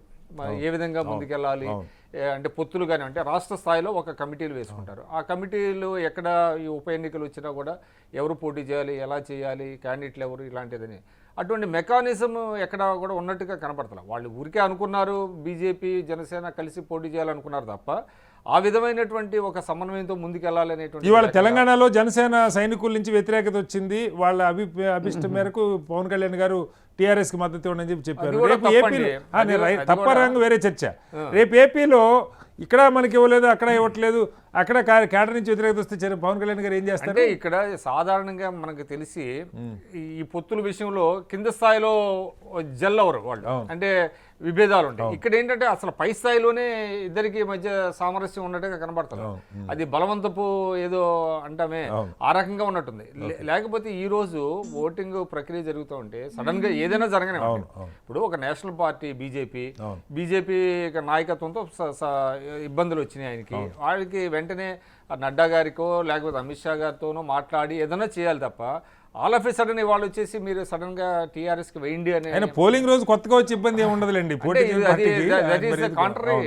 ఇది వైలేషన్ ఆఫ్ ఇది, దాని మీద నోటీసులు కూడా జారీ చేశారంటున్నారు. అంటే నేననేది ఏంటంటే మీరు ఒక పార్టీ అధ్యక్షుడిగా ఉండగా ఒక రాజకీయ పార్టీని నడుపుతున్నప్పుడు కొన్ని ధర్మాలు ఉంటాయి, పొత్తు ధర్మం ఇవన్నీ ఉంటాయి. దాన్ని ఆలోచించుకోవాలి. ఇదేమవుతుందంటే ఒక గందరగోళం క్రియేట్ అయ్యి ఇప్పుడు బీజేపీ కోరిందా జనసేనతో పొత్తు కావాలని, లేకపోతే జనసేన అంతటా జనసేనే వెళ్ళారు కదా. ఎందుకంటే ఇంతకుముందు కమ్యూనిస్టు పార్టీలతో వాళ్ళు ఉన్నారు, కమ్యూనిస్టు పార్టీల నుంచి బయటకు వచ్చారు. ఎలక్షన్ల తర్వాత బీజేపీతో కలిసి పనిచేస్తామని ఆయన ఏకపక్షంగా ఒక ప్రకటన చేశాడు. ఇద్దరి మధ్య చర్చ జరుగుండొచ్చు, దానికి ప్రాతిపదిక ఏంటనేది కూడా ఏం చెప్పలేదు. ఏంటంటే మోడీ గారి పరిపాలన బాగుందని అన్నారు, అంతే తప్ప సిద్ధాంతాలు ఇవన్నీ. మోడీ గారికి చాలా మంది అట్లా వన్ సైడ్ గా మద్దతు ఇచ్చే పార్టీలు కూడా ఉంటాయి, వచ్చేసినాయి అట్లా వచ్చినాయి. సరే అట్లా కలుపుకున్నారు, ఓకే. దాన్ని కూడా కానీ తిరుపతిలో మనమే పోటీ చేస్తున్నామని ఆయనే ఒక హైప్ క్రియేట్ అయింది కదా. అంటే మీకు కింద స్థాయిలో అట్లా కార్యకర్తలు కానివ్వండి, నాయకులకు కానివ్వండి ఒక హోప్స్ రైజ్ చేశారు, చేసి మనమే పోటీ చేస్తున్నాం అని చెప్పారు. కానీ దానికి స్టిక్ ఆన్ అవ్వాల. వాళ్ళతో మళ్ళీ చర్చ జరిగినాయి. వాళ్ళు ఏదో ఈయన సముదాయించారు, ఆయన లేదు వాళ్ళకి ఇచ్చేద్దాం అంటున్నారు. ఇక్కడ తెలంగాణలో కూడా ఒక పార్టీ ఉంది, తెలంగాణ యూనిట్ ఉంది, వాటికి కూడా క్యాడర్ ఉన్నారు. ఇప్పుడు పార్టీ అభివృద్ధి చెందాలంటే వాళ్ళకి ఒక రాజకీయ భాగస్వామ్యం కావాలి. ప్రధానంగా నేను అదే రాజకీయ భాగస్వామ్యం. మీ కార్యకర్తలని మీరు ఏ విధంగా చేస్తారు? ఎలక్షన్ల ద్వారానే కదా. ఇప్పుడు రాజకీయ పార్టీ ఎందుకు నడుపుతారు? అధికారంలో భాగస్వామ్యం కావాలి. అది పార్టీలో భాగస్వామ్యం, రేపొద్దున చిన్న చిన్న పదవులు వచ్చినా కూడా అందులో కూడా భాగస్వామ్యం. ఒక కార్పొరేటర్ అయ్యాడు అనుకోండి, తర్వాత పార్టీ వృద్ధి చెందుతుంది. సో మీరే బ్లాక్స్ క్రియేట్ చేసుకొని ఇక్కడ తెలంగాణలో మనం పోటీ చేస్తామని ఒకసారి చెప్పి, నాకు తెలిసి కొన్ని రథాలు గేదాలు కూడా క్యాండిడేట్లు రెడీ అయ్యారు, సడన్ గా డ్రాప్ చేశారు. దానికి ఒక రీజన్ చెప్పలేదు. ఇప్పుడు పొత్తు పెట్టుకుంటే నష్టమే ఉంది. ఇప్పుడు 150 డివిజన్స్ లో ఒక 10-15 వాళ్ళకి ఏంటి నష్టం? వాళ్ళు కన్విన్స్ చేయాలి కదా నాయకత్వం. 150 డివిజన్స్ లో ఒక 20 డివిజన్స్ ఇస్తే తప్పే ఉంది. వాళ్ళకి కూడా క్యాడర్ ఇక్కడ లేకపోతే జనసేనకి ఎవరు పనిచేయాలి? అదేవిధంగా ఇక్కడ ఇప్పుడు జనసేన పెట్టినప్పుడు కూడా ఏకపక్షంగా తెలుగుదేశానికి సపోర్ట్ చేశాడు. ఆయన ఎవరిని క్యాండిడేట్ని నిలబెట్టాల. అప్పుడే కనుక నిలబెట్టి ఉంటే మీకు నాయకత్వం డెవలప్ అయ్యేది. కొంతమంది ఎమ్మెల్యేలు అయ్యేవాళ్ళు, ఎంపీలు అయ్యేవాళ్ళు, ఇంకా ఏదేదో వివిధ. అదొక డిసప్పాయింట్మెంట్. మొన్న కూడా ఇప్పుడు పంచాయతీ ఎలక్షన్స్లో కూడా ఎక్కడ కూడా వాళ్ళు పెద్దగా వాళ్ళంతటి వాళ్ళు చాలామంది నించున్నారు కానీ పార్టీ పరంగా సపోర్ట్ చేసినట్టు మనకు తెలియదు. కాబట్టి ఇదంతా ఏంటంటే పార్టీని రన్ చేసే విధానంలో కొంత లోపాలు ఉన్నట్టుగా చాలా స్పష్టం. ఈ ఎన్నికల్లో కూడా ఈ ఎన్నికల్లో కూడా ఇక్కడ చంద్రబాబు గారు గెలిచినా ఓడిపోయినా ఆయన కనీసం బలంగా తిరిగారు ప్రచారం. సరే జగన్మోహన్ రెడ్డి గారికి అవసరం లేదు ఎఫర్ట్స్ పెట్టడంలో. ఇప్పుడు చంద్రబాబు గారు ఎలా ఉంటారంటే చార్మినార్ దగ్గర క్యాండిడేట్ నిలబెట్టినా కూడా ఎఫర్ట్స్ పెడతాడు ఆయన. ఇది knowing fully well that we are going to defeat అని తెలిసినప్పటికీ కూడా పెడతాడు. అది ఒక రాజకీయ పార్టీగా చేయాల్సిన లేకపోతే మీ క్యాడర్ నిలబడదు, నాయకులు నిలబడరు. కానీ ఇక్కడ అటువంటిది లేనప్పుడు, అది అసలు మనం నిలబడతామో లేదో తెలియనప్పుడు, వాళ్ళకి పొత్తు ధర్మంలో ఇచ్చేస్తామని చెప్తున్నప్పుడు, వాళ్ళు ఈల్డ్ అయిపోయినప్పుడు, వాళ్ళు చెప్పిన దానికి మీకు ఎట్లాగా ఇదవుతుందండి? అందువల్ల ఇవాళ తెలంగాణలో చేసింది కూడా ఆయన పొరపాటే. అంటే బీజేపీ వాళ్ళు పొరపాటు చేశారు. వాళ్ళు ఏనాడు కూడా పొత్తు ధర్మానికి నిలబడలా. ఎందుకంటే మనకు తెలుసు ఎన్డీఏలో తెలుగుదేశం భాగస్వామ్యంగా ఉన్నప్పుడు కూడా తెలంగాణ యూనిట్ ఏం చేసింది, మాకు టీడీపీతో సంబంధం లేదన్న, ఆంధ్రాలో మీరు చేసుకోండి అని వాళ్ళు విడిగానే వెళ్ళిపోయారు. సో బీజేపీ ఎప్పుడు పొత్తు ధర్మానికి నిలబడలా. కానీ అటువంటి పార్టీతో పొత్తు పెట్టుకున్నప్పుడు ఏ విధంగా మన స్ట్రాటజీ ఉండాలనేది పవన్ కళ్యాణ్ గారు కూడా ఆలోచించుకోవాలి. రైట్. రాజీవ్ గాంధీ గారు చెప్పండి. ఇప్పుడు పార్సాది గారు వస్తారు మీ దగ్గరికి. రాజీవ్ గాంధీ గారు ఒక ప్రశ్న సూటిగా, ప్రజా మ్యాండేట్, పీపుల్ మ్యాండేట్ని మనం గౌరవించాలి. వైకాపాకి ఇవాళ అభినందనలు చెప్తున్నారన్నా, మీరు బాధ్యత మరింత పెరిగిందనుకున్నా ప్రజాస్వామ్య స్ఫూర్తిని గౌరవిస్తున్నాం అన్నది కీలకం. ఇవాళ 75 మున్సిపాలిటీల్లో 2 మున్సిపాలిటీల్లో తెలుగుదేశంకి బొటాబొటి వచ్చింది. 18 ఒక చోట, మైదుకూరు, తాడిపత్రి. కనీసం వాటినన్నా వాళ్ళు నిలబెట్టుకొని ఇస్తారా? దొడ్డిదారిని మళ్ళీ ఆల్రెడీ బొత్స గారు ప్రకటించేశారు, ఎక్సెప్షియో ఓట్లతో అవి కూడా మేమే చేజిక్కించుకుంటామని. ధర్మమా ఇది? అంటే ఏంటి అసలు గొంతు వినపడకూడదా వ్యతిరేకంగా? ఇప్పుడు శ్రీనివాస్ గారు, మీరు సీనియర్ పాత్రికేయులు, మీకు అపారమైనటువంటి అనుభవం ఉంది. ఎక్స్ అఫిషియో ఓట్స్ అనేటువంటిది ఏ మున్సిపల్ కార్పొరేషన్లోనో ఏ మున్సిపాలిటీలోనో ఉంటాయి. ఇప్పుడు ఉదాహరణకి విశాఖపట్నం ఉంది, ఇక్కడ ఉన్నటువంటి స్థానిక శాసనసభ్యులు వాళ్ళందరూ కూడా అందులో ఎక్స్ అఫిషియో మెంబర్స్. వాళ్ళకి ఓటింగ్ ఉంటూ కరెక్టా 2 ఏళ్ల తర్వాత ప్రజలు ఇచ్చిన మ్యాండేట్ సార్. లాస్ట్ ఇయర్ 2 ఏళ్ల క్రితం మ్యాండేట్ కి మ్యాండేట్ తేడా ఉంటుంది కదా. నా మాట ఒక్కసారి వినండి సార్. ఇప్పుడు మీరు చెప్పింది మిగతా పెద్దలు మాట్లాడి నాకు కూడా నా అవకాశం నాకు నేను మాట్లాడిన తర్వాత మీరు అడగండి, ఇంకా ఉంటే నేను చెప్తాను. ఇప్పుడు ఈ రోజు కొత్తగా తీసుకొచ్చిన పద్ధతి కాదు కదా. As per rule, as per law మనకు ఉండేటువంటి ఎక్సెప్షియో ఓట్స్. ఇప్పుడు వైఎస్ఆర్ కాంగ్రెస్ పార్టీ సంబంధించినటువంటి, ఇప్పుడు ఫర్ ఎగ్జాంపుల్ విశాఖపట్నం ఉన్నదండి, విశాఖపట్నం మున్సిపల్ కార్పొరేషన్ ఎలక్షన్ జరిగినాయి. ఓకే, మాకు మంచి మెజారిటీ వచ్చేసింది కాబట్టి పర్వాలేదు. అదే for suppose neck to neck వచ్చింది అనుకోండి, మేము సరిసమానంగా ఈక్వల్ స్థాయిలో సీట్లు గెలిచాం అనుకోండి, టీడీపీకి ఉన్నటువంటి 4 శాసనసభ్యులు వాళ్ళ తాలూకా ఎక్సెప్షియో ఓట్స్ అవుతాయి అవ్వవా? ఇప్పుడు బీజేపీ తాలూకా ఎమ్మెల్సీ ఉన్నారు, ఈ will be an ఎక్సెప్షియో voting member కదా. అలాగే టీడీపీకి ఎమ్మెల్సీ బుద్ధా నాగజగదీశ్వరరావు ఉన్నాడు, వాళ్ళందరూ ఎక్సెప్షియో ఓట్స్ అవుతాయి కదా. అంతే తప్ప సార్ అది సిస్టమ్ లా రన్ అవుతుంది సార్. అది ఎక్కడైనా అంతే. ఇప్పుడు ఇక్కడ ఎక్సెప్షియో ఓట్స్ అందరూ వాళ్ళని రేపు వచ్చి వైఎస్ఆర్ కాంగ్రెస్ పార్టీకి వేస్తే, టీడీపీలో వేస్తే అది తప్పు, అది దొంగాట, అది వెన్నుపోటుని. అంతే తప్ప ఏ పార్టీకి సంబంధించిన ఆ పార్టీ శాసనసభ్యుడు, ఆ పార్టీకి సంబంధించినటువంటి కార్పొరేషన్, లోకల్ బాడీ, స్థానిక సంస్థల ఎన్నికల్లో ఆ పార్టీకి వేసుకుంటారు ఎక్సెప్షియో ఓట్స్. దాంట్లో తప్పే ఉందండి. నేను అడిగింది అది కాదు రాజీవ్ గాంధీ గారు. నేను అడిగింది తాడిపత్రి ప్రజలు కానీ మైదుకూరు ప్రజలు కానీ వైకాపా వద్దు అని మిమ్మల్ని తగ్గించారు ఈ ఎలక్షన్లో. ఖచ్చితంగా 2 చోట్ల తగ్గించారు, 73 చోట్ల మీరు కావాలనుకున్నారు. ప్రజలు లేటెస్ట్ గా ఇచ్చిన తీర్పు ఇది. ఇవాళ ఇచ్చిన తీర్పు 2 ఏళ్ల క్రితం తీర్పు వేరు కావచ్చు, ఇవాళ తీర్పు వేరు కావచ్చు. చాలా చోట్ల మీరు గతంలో ఓడిపోయిన చోట ఇవాళ ఎక్కువ వచ్చి ఉండొచ్చు. మీకు వైజాగ్ లాంటి చోట్ల మీరేందా చెప్పారు. సో అలాంటి చోట ఆ తీర్పుని ఎందుకు గౌరవించరు సార్? మీకు గౌరవించడం వేరు, చట్టపరంగా మనం నడుచుకోవటం వేరు. ఈ రోజు ఈ ఎలక్షన్ రిజల్ట్స్ ఏదైతే కానివ్వండి, ఫర్ ఎగ్జాంపుల్ మీరు ఇంతకు ముందు చెప్పినటువంటి ఒక మాట ఉంది, గతంలో లాగా మేయర్ ఎన్నికలు ఉండాలి కదా, జడ్పీ చైర్మన్ ఎన్నికలు ఉండాలి కదా అని. ఉదాహరణకి అప్పట్లో నాకు గుర్తు, రాజన్ రమణి గారు మేయర్ క్యాండిడేట్ గానే పోటీ చేశారు ఇక్కడ విశాఖపట్నంలో. అలాగే డివి సుబ్బారావు గారు కానీ, ఎన్ఎస్ఎన్ రెడ్డి గారు కానీ, వాళ్ళందరూ పోటీ చేశారు. వాస్తవంగా తెలుగుదేశం పార్టీకి కొంచెం ఎక్కువ కార్పొరేటర్లు వచ్చినా, మేయర్ అభ్యర్థి కాంగ్రెస్ పార్టీ అభ్యర్థి నెగ్గితే ఏమవుతుంది అది? అంతే తప్ప అప్పుడు మీరు ఆ మేయర్ అభ్యర్థిని, మీకు తక్కువ మంది కార్పొరేటర్లు ఇచ్చారు, మీరు మేయర్ అభ్యర్థిగా మీరు వద్దు, మీరు ఎక్కడ తప్పు అని మీరు అంటారా? అది కాదు కదా. That is a system, that is a structure. ఈ రోజు ఇందులో కూడా అంతే. కార్పొరేటర్లు అవ్వచ్చు అక్కడ మున్సిపల్ వార్డుల్లో, బట్ మాకున్నటువంటి ఎక్సెప్షన్ ఓట్స్ తో ఖచ్చితంగా ఎన్నికల్లో ప్రతి దానికి కూడా పోటీ ఉంటుంది. ఆ పోటీలో మాకున్నటువంటి సత్తా మేరకు మేము పోటీ చేస్తాం. మేము గెలిచినటువంటి టీడీపీ తాలూకా సభ్యులు తీసుకొని చోటు వేస్తే తప్పు, కానీ మాకున్న ఎక్సెప్షన్ ఓట్స్ మేము వేసుకుంటే అది తప్పు ఎలా అవుతుంది? అది చట్ట వ్యతిరేకం ఎలాగవుతుంది? చట్ట వ్యతిరేకం అంటలేదు. సంప్రదాయం Yes, ఈ sir. విధానం కన్నా మంచి విధానాలు ఉన్నాయి, ఏమైనా ఆలోచన చేస్తారా అంటున్నా. సార్ అది it is a long way talk sir. ఇప్పుడు ఉన్నటువంటి election it is a long way talk. ఇప్పుడు విశ్లేషకులు వారు చెప్పినట్టు దీనికి సంబంధించినటువంటి ఈ చర్చ అంటే దేశవ్యాప్తంగా సమూలమైనటువంటి మార్పులు చేతులు, that is a different topic and different issue. ఇప్పుడు జరుగుతున్నటువంటి ఈ వ్యవహారంతో Right, పోలిస్తే right, okay. ఇక ఇంకొక రెండు పాయింట్లు సార్ నావి. ఇందాక తులసిరెడ్డి గారి మాటలు ఏంటంటే, ఫస్ట్ తులసిరెడ్డి గారు మాకు శుభాకాంక్షలు అభినందనలు అన్ని చెప్పారు, కానీ తర్వాత ఆయన మాటల్లో నాకు అర్థమైంది ఏంటంటే ఆయన బలవంతపు శుభాకాంక్షలు బలవంతపు అభినందనలు చెప్పారని నాకు అర్థమైంది. ప్రజాతీర్పుని గౌరవించారులేండి. లేదు సార్, ఆయన చెప్పినటువంటి వ్యతిరేకతని కొన్ని పదాలు విన్నా. వ్యతిరేకత, అసంతృప్తి, బలవంతపు పెళ్లిళ్ళు, నిజమే. ఇవన్నీ ఏంటంటే ప్రతిపక్షాలు కాబట్టి వీళ్ళ మాటల్లోని తెలుగుదేశం పార్టీ యొక్క పచ్చ మీడియా బ్యానర్ ఐటమ్లోని అద్భుతమైనటువంటి కళాఖండాలుగా చిత్రీకరించారు, తీర్చిదిద్దారు. కానీ ప్రజలకు నిజాలు తెలుసు కాబట్టి ఈ రకమైనటువంటి రిజల్ట్ ఇచ్చారు. దీని పట్ల ఏమైందంటే ప్రజలు ఇచ్చిన రిజల్ట్ పట్ల వీళ్ళు వ్యతిరేకంగా ఉన్నారు, ప్రజలు ఇచ్చిన రిజల్ట్ పట్ల వీళ్ళు అసంతృప్తిగా ఉన్నారు, ప్రజలు ఇచ్చినటువంటి రిజల్ట్ తో వీళ్ళ బలవంత పరాజయాలు మేము అయిపోయామని ఒక భావనలో ఉన్నారు తప్ప ఆయన మాటల్లో ఏమాత్రం వాస్తవం లేదు. ఇక బీజేపీ వారు వచ్చి పాపం ఆయన ఎవరో అడిగారని అన్నారు బీజేపీ వారు. నిజంగా ఏంటంటే అవసరమైతే అది ఎలా ఉందంటే బీజేపీ వారు చెప్పిన మాట, ఎవరో పెద్ద మనిషి సంఖలో పిల్లెట్టుకుని ఊరంతా ఎత్తికాడట. బీజేపీ వారు ఉదాహరణ మిగతా రాష్ట్రాల్లో ఎలా చేశారో ఎలక్షనీరింగ్ తెలుసుకోమానండి. ఎగ్జాంపుల్ నేను గుజరాత్ చెప్తాను. వాళ్ళు మొన్న ఈ మధ్య రీసెంట్ జరిగిన దాంట్లో 31 జిల్లాల పంచాయతీ డిస్ట్రిక్ట్ పంచాయతీ చేస్తే 31 కూడా బీజేపీ కైవసం చేసుకుంది. 81 మున్సిపాలిటీ చేస్తే అందులో 71 గుజరాత్ లో మున్సిపాలిటీలు బీజేపీ కైవసం చేసుకుంది. 231 తాలూకా పంచాయతీలు జరిగితే అందులో 201 తాలూకా పంచాయతీలు బీజేపీ కైవసం చేసుకుంది. అంటే మీరు అందరూ కూడా గుజరాత్ లో మీరు కూడా ఈసీ కొత్తగా నేర్చుకోవాలంటుంది. అదే కనీసం అక్కడ 10 మున్సిపాలిటీలు ఉన్న వేరే వాళ్ళకి వచ్చాయి, మీరు అవి కూడా రానివ్వట్లేదని. నేను అదే ఎందుకు రాలేదు సార్, ఎందుకు రాలేదు. ఈ రోజు మీరు చూస్తే చాలా చోట్ల సార్ అద్భుతంగా పరిపాలన చేస్తే అది మంచి జరుగుతుంది సార్. ఊరికే పోయి వాళ్ళ పరిపాలనలో వాళ్ళు బాగున్నారు. నరేంద్ర మోడీ గారు గుజరాత్ లో బాగా చేశారనే కదా మనం ప్రధానమంత్రిని చేసుకున్నాం ఆయన్ని. గుజరాత్ వాళ్ళ తాలూకా ప్రభుత్వం బాగా చేస్తున్నారు, మంచి రిజల్ట్, మంచి మ్యాండేట్ ఇచ్చారు. ఇక్కడ జగన్మోహన్ రెడ్డి గారు బాగా చేస్తున్నారు కాబట్టి మంచి మ్యాండేట్ ఇస్తున్నారు.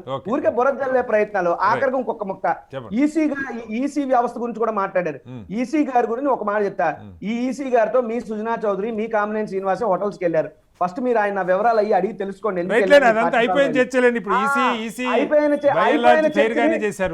నేను అదే అంటున్నాను సార్, అయిపోయిన చర్చని ఏమంటారంటే పాత బుడ్డీలో పాత సారైనా కొత్త బుడ్డీలు వేసాను పద్ధతి అని ఓ సామెత అది. ఈ నిందలు ఇవి కాదు, చేతనైతే స్థానికంగా వాళ్ళని తీసుకురమ్మని మీరు తిట్టారు, వాళ్ళు తిట్టారు, ఫైనల్ గా పాపం ఆయన ఇద్దరితో తిట్లు తింటున్నారు. సమస్య ఒకటి సార్, బీజేపీకి అయితే మాత్రం వాళ్ళు ఇప్పుడు ఓకే పోటీల్లో పెట్టాము అనుకున్నారు, తప్పులేదు, వాళ్ళ ఆత్మ సంతృప్తి కోసం వాళ్ళు అనుకోవాలి. కానీ బీజేపీ పార్టీకి 2014లో ఒక ఎంపీ గెలిచారు, విశాఖపట్నంలో ఒక ఎమ్మెల్యే గెలిచారు, తర్వాత ఒక ఎమ్మెల్సీ గెలిచారు, స్టిల్ ఎమ్మెల్సీ ఉన్నారు. అవన్నీ పోల్చుకుంటే దాదాపు 70 వార్డులు పరిధి, 98లో 70 వార్డుల్లో బీజేపీకి బలంగా ఉన్నట్టే. మరి మీరు గెలిచిన సీట్లు ఏంటండి? ఒక్క సీటు, అంటే నాట్ ఈవెన్ 1%. పోటీలు పెట్టాము, సంకల్ గుద్దుకోవడం. రాజీవ్ గాంధీ గారు కనీసం జనసేన ఒక ఎమ్మెల్యేనే గెలిచింది. సరే ఆయన ఉన్నారా, తర్వాత పార్టీ మారారా వేరే విషయం, కానీ మీ దగ్గర వచ్చి చేరుండొచ్చు, మీ ఆశ్రయం పొందుతుండొచ్చు, కానీ ఏంటంటే బీజేపీ వారు ఏదో మేము పోటీలు పెట్టామని సంకల్ గుద్దుకుంటే సరిపోదు, పోటీ కేఏ పాల్ కూడా పెట్టాడు. బీజేపీ పార్టీ కూడా అంతే. కాబట్టి ఊహల్లోంచి బయటికి వస్తాను. ఒకసారి పార్థసారథి గారు మీ దగ్గరికి వచ్చే ముందు తులసిరెడ్డి గారు, ఈ విధానం మీరు స్థానిక ప్రభుత్వాలకి సాధికారత కోసం దశాబ్దాల పాటు పనిచేశారు. అంటే అసలు లీడర్షిప్ కూడా అది తెలుగు. ఇప్పుడు ఇవి రేపు పొద్దున ఎక్కడ ఎవరు మున్సిపల్ చైర్మన్, విజయవాడ ఎవరో అసలు మేయర్ క్యాండిడేటే తెలియదు మనకి ఇప్పటిదాకా. రేపు పొద్దున ఎవరో వస్తారు. వైజాగ్ అంతే పరిస్థితి. మీరు సరిగ్గా మేయర్ క్యాండిడేట్లు కూడా ప్రకటించినటువంటి పరిస్థితి. అవసరం లేదు, ప్రకటనతో అవసరం లేదు. ఒక ముఖ్యమంత్రి గారి బొమ్మ చూపించుకుంటే, లేదు దేశంలో ఒక ప్రధాని గారి బొమ్మ చూపించేస్తే ఓట్లు పడిపోతాయి అన్న ధోరణిలో ఇది లాంగ్ టర్మ్లో నాయకత్వాలు ఎదగకుండా ఏ పార్టీలు అయినా సరే, పార్టీలు ఒక వ్యక్తుల చుట్టూ తిరిగే వ్యవస్థకి ఇది చాలా బలమైన పునాదులు వేస్తూ ఉంది. దీని నుంచి బయటపడే మార్గం ఏంటి? అంటే ఇక్కడ మీరు చెప్పడం మేయర్ కు మున్సిపల్ చైర్మన్ కు డైరెక్ట్ ఎలక్షన్ ఇస్తే బాగుంటుంది అనేది ఒక, కానీ రెండింటికి మెరిట్స్ డిమెరిట్స్ రెండింటి ఉన్నాయి. ఇప్పుడు ప్రత్యక్ష ఎన్నికలకు పరోక్ష ఎన్నికలకు 1987లో ప్రత్యక్ష ఎన్నికలే, కానీ ఇది డైరెక్ట్ గా మేయర్ కు అప్పుడు జిల్లా పరిషత్ చైర్మన్ కు అన్నింటి కూడా. కానీ ఇక్కడ దాంట్లో కొన్ని డిసడ్వాంటేజ్ కూడా ఏంటంటే, దాంట్లో లార్జ్ స్కేల్లో డబ్బు పెట్టేవాడు కావాలా. అంటే వేవ్ ఉన్నప్పుడు అది వేరు, వేవ్ లేకుండా మా ఉన్నప్పుడు ఇప్పుడు ఒక డివిజన్ కు ఖర్చు పెట్టేది 50 డివిజన్లు ఖర్చు పెట్టేది, ఆ 50 డివిజన్లు ఖర్చు పెట్టే ఆ మనం ఎంత కాదనుకున్నా డబ్బు ప్రభావం గతానికంటే మరీ ఎక్కువ పెరుగుతా ఇంత ఉంది. మేయర్కి ఇంత మరి కాబట్టి ఇంత ఎక్కువ పెట్టుకునే పరిస్థితి ఉన్నదేమో సార్. ఇప్పుడు లోకల్ గా 4 కోట్లు ఎక్కువ తెచ్చుకోవడం కోసం 1000 కాదు 2000 ఈడ- 3000 కూడా ఈడ- పంచుతున్నారు కదా. క్యాంపుల పరిస్థితి ఎప్పుడు వస్తుంది?